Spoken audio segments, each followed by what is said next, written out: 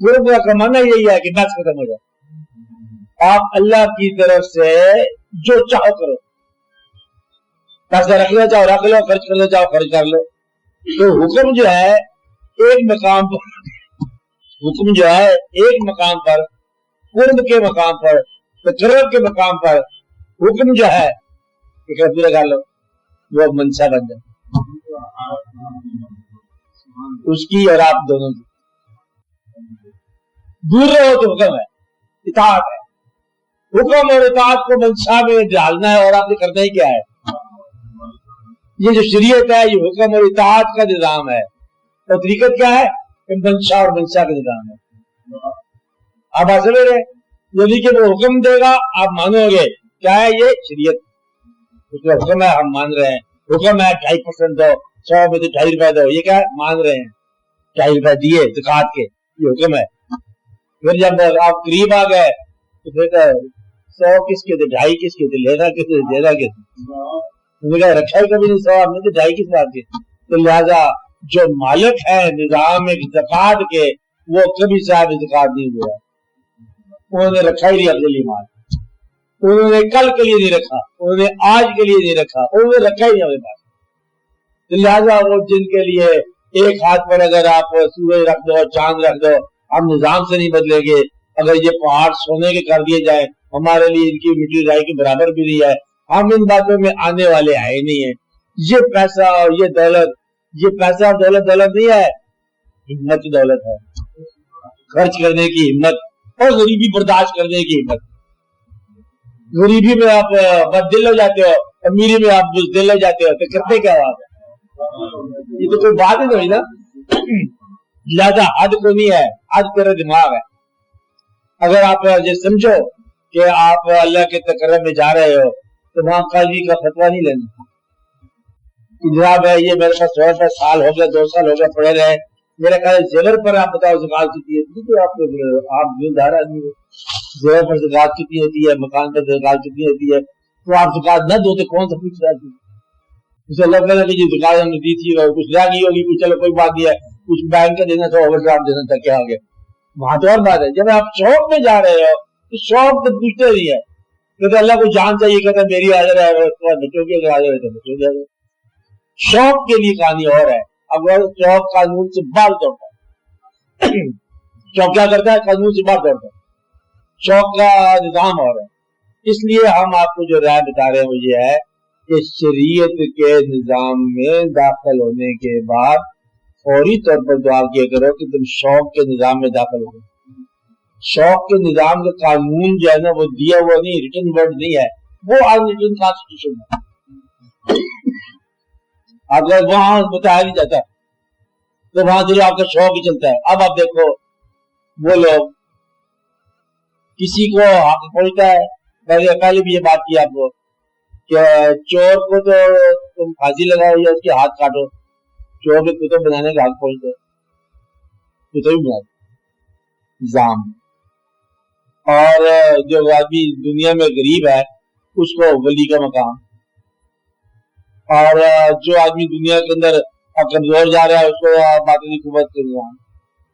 یہ جو اگر آپ واقعات غور سے دیکھو گے کہ اللہ کے طرف جو ماننے والے ہیں اور جو روح میں زیادہ قریب ہیں, ان لوگوں کی زندگی اس ظاہری نظام میں سمجھ نہیں آتی. ظاہری نظام بالکل اور طرح سے ہے. ان کو لوگ سمجھاتے رہے کہ دیکھو جان بچانا فرض ہے. حضرت امام علی مقام کو بتایا ہوگا لوگوں نے کہ دیکھو آپ اس طرح کو آپ تشریف لے جاؤ, فوج بنا کے آنا, تو پھر ایک وقت آئے گا تو جدید مقابلہ کر لیں گے, جب تک ہم بھی آپ کی مدد کریں گے. اور آپ نے کہا دیکھو وقت جو آنا تھا وہی تو آیا پڑا ہے. اگر یہ وقت میں چھوڑ جاؤں تو تاریخ عالم میں یہ وقت کدھر جائے. یہ وقت فتح شکست کا نہیں ہے, یہ وقت رضا اور تسلیم کا ہے. تو فتح شکست جو ہے شریعت کی باتیں ہوتی ہے, رضا اور تسلیم طریقت کی باتیں ہوتی ہیں. یہ رضا کا مقام ہے, یہ تسلیم کا مقام ہے.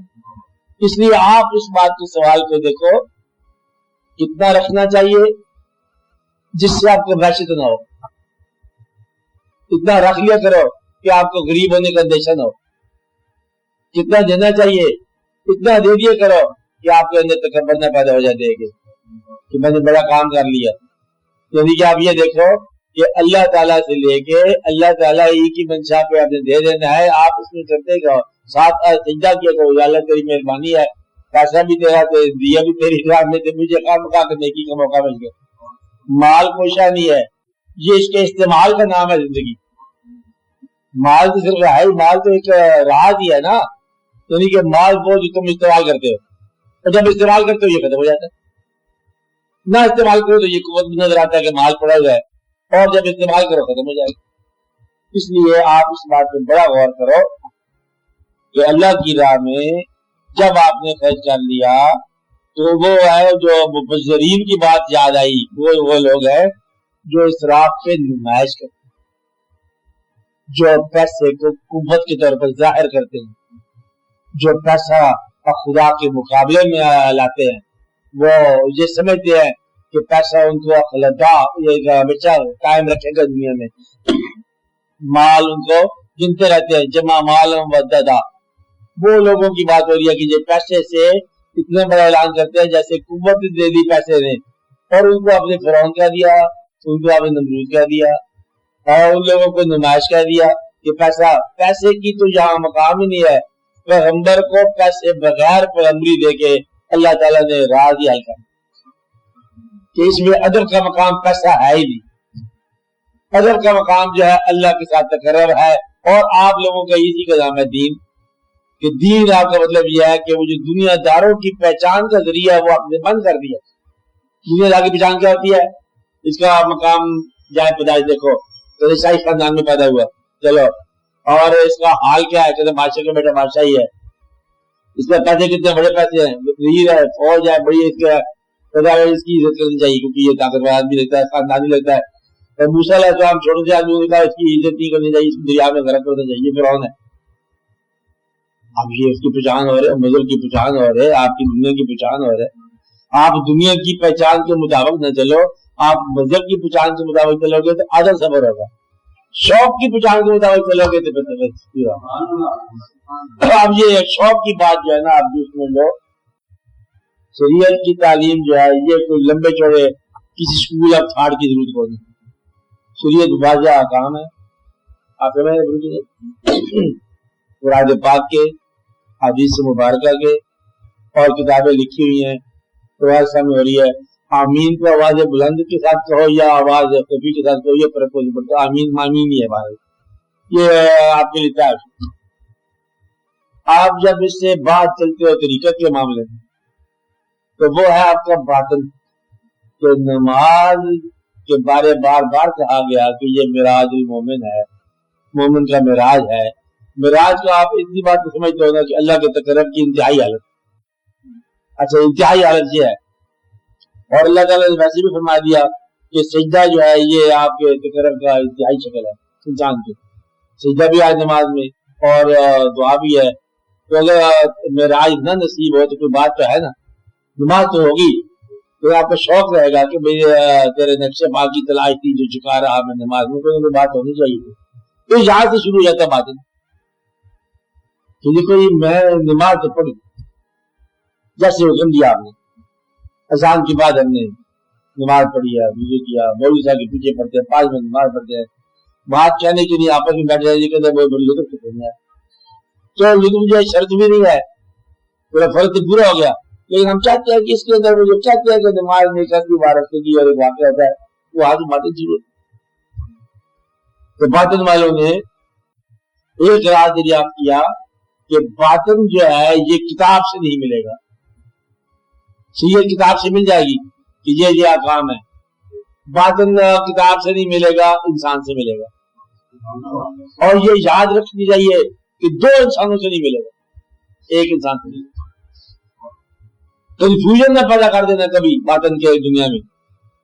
2 انسان جو ہیں وہ دونوں سچے ہو سکتے ہیں اور تم باطن میں معروم ہو سکتے ہو. دونوں سچے ہو سکتے ہیں, دونوں سچ کہہ رہے ہیں, لیکن 2 آدمی کا سچ باطن میں جو آپ نے سن لیا تمہیں معروم کر دے گا باطن سے. یہ بڑی ضروری بات ہے. 2 سچے رہنماؤں سے بیک وقت وابستگی آپ کو باطن سے معروم کر دے. وجہ کیا ہے مجھے بتانے کی ضروری بھی نہیں ہے, لیکن بتا دیتا ہوں. کہ ایمفیسس الگ الگ ہے، ایمفیسس الگ ہے.